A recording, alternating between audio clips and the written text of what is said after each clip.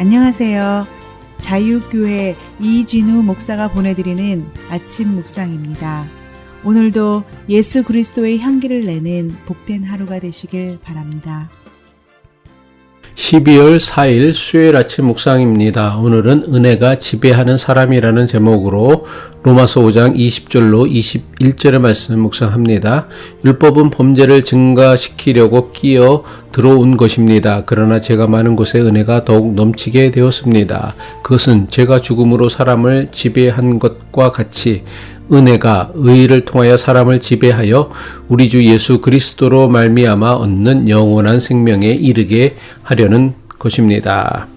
오늘 묵상하는 말씀은 죄가 많은 곳에 은혜가 더욱 풍성해진다는 역설적인 진리를 선포하고 있습니다. 이것은 단순히 개인적인 구원에 국한되지 않고 우리의 사회와 공동체에 적용될 수 있는 진리입니다.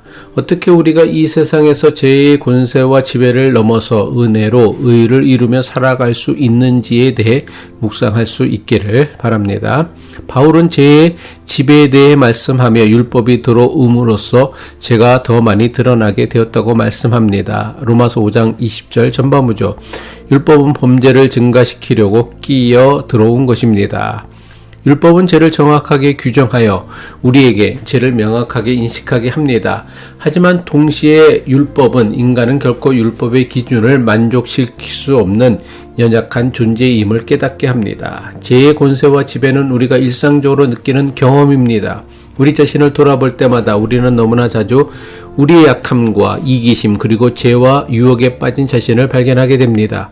죄는 단순히 개인의 잘못된 선택이나 행동으로 끝나는 것이 아닙니다. 죄는 사회적이고 체계적인 성격을 띠며 우리 공동체와 사회 구조에 깊이 뿌리 내리고 있습니다. 불평등, 차별, 폭력, 가난과 같은 사회적 문제들은 모두 인간의 자기 중심성과 탐욕에서 비롯된 죄의 결과입니다. 바울이 주장하는 죄의 지배는 우리 내면에만 머무는 것이 아니라 우리가 속한 사회의 시스템과 제도 안에 깊숙이 자리하고 있습니다. 우리를 다스리는 죄의 권세와 지배는 막연하고 추상적인 개념이 아닙니다. 우리가 일상에서 끊임없이 맞닥뜨리는 실체입니다.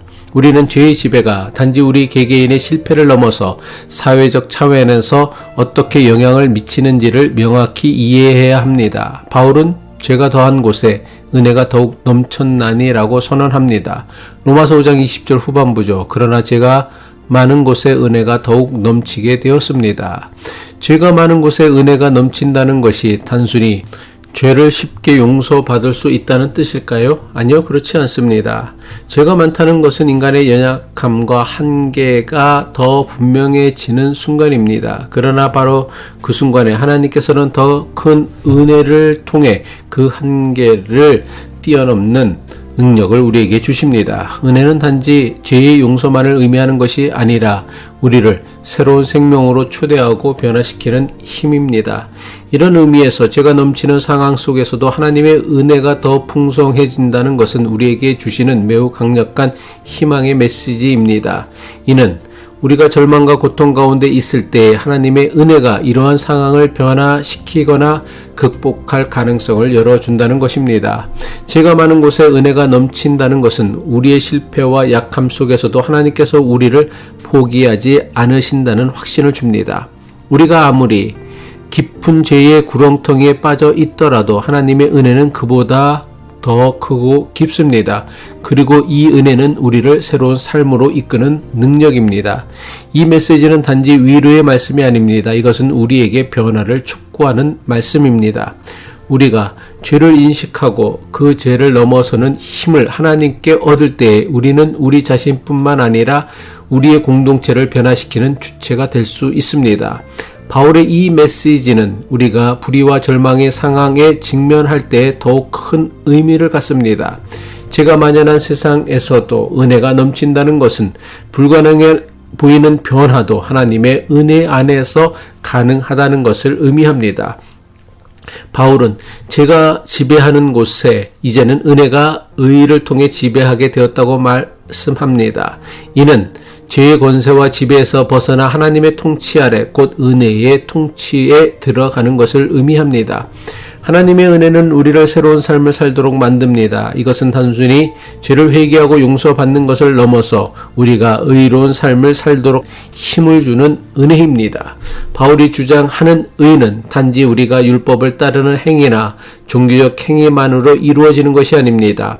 의롭게 된다는 것은 우리가 인간관계와 사회적 책임 속에서 정의롭고 자비로운 삶을 추구하는 것을 의미합니다.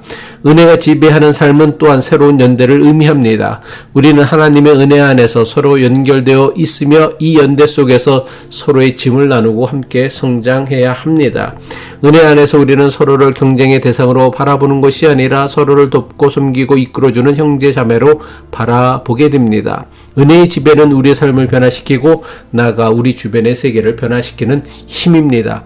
우리는 하나님의 은혜를 힘입어 우리를 경쟁하게 만들고 갈등하고 분열하게 만드는 죄의 지배를 넘어서 서로의 짐을 지고 서로의 아픔을 위로하는 신앙 공동체를 이루어 가야 할 것입니다.